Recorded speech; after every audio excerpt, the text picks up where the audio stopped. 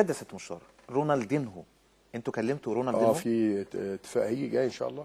جاي بجد؟ ان شاء الله والله العظيم. انت هتحب اجيب لك اوباما؟ لا لا بجد رونالدينهو جاي؟ في ليه وكيل واتفقنا معاه وجاي، واحنا في دبي كلمه وجاي خلاص. ربنا يعني يسهل ان شاء الله. هتحاولوا ان انتوا تتفقوا معاه؟ ان شاء الله بامر الله باذن الله. طيب رونالدينهو طالب مبلغ كبير، انت بتبص لرونالدينهو ازاي؟ الاعلانات لما يجي طبعا فانيلته دي يجيب كام؟ بكام؟ يعني اعلانات. طب هل هي دي المفاجاه؟ لا بتكلم جد. لا والله لا ما فيش مفاجاه اكبر من رونالدينهو. لا شوف، انا في مفاجاه لسه محضرها لجمهور الزمالك، ومفاجاه لعيبه الزمالك يوم الجمعه رايح اقولها لهم باذن الله ان شاء الله. مفاجاه لعيبه الزمالك؟ قبل الماتش رايح لهم يوم الجمعه ان شاء الله. هم بيتفائلوا بيا لما بروح المعسكر قبلها بيوم.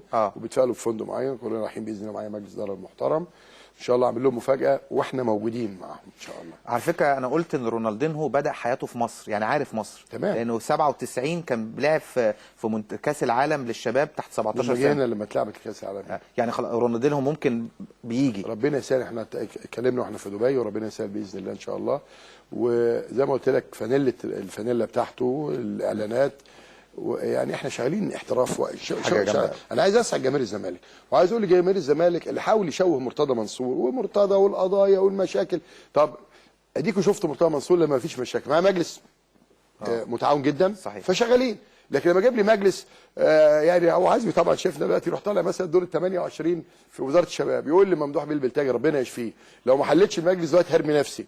كان شغل غريب. صحيح. ياسر ادريس مش عارف يطلع يقول لهم لا الوزير يطلع ليه على باب بيته. فانا عايز اقول في النهايه هات لي مجلس متعاون وخد احسن شغل باذن الله. طيب اذا نادي الزمالك قريب جدا وكيل لاعب رونالدينهو.